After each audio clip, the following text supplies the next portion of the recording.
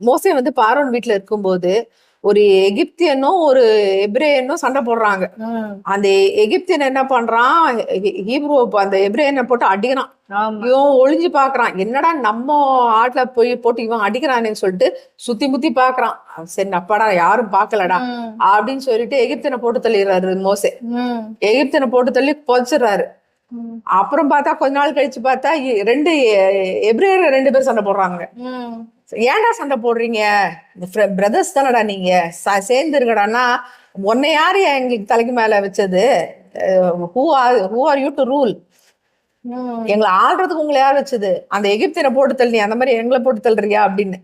ஒரு மோசே என்ன நினைச்சாருன்னா, ஒரு எபிரேயனை வந்து எகிப்தியர்ட்ட இருந்து காப்பாத்தின உடனே இவர் வந்து ஹீஸ் ஆர் சேவியர், நம்மள எகிப்தியர்ல இருந்து இவர் நம்மள மீட்டுக்குவாரு, ஒரு அக்செப்டன்ஸ், ஆமா அக்செப்ட் பண்ணிக்குவாங்க as a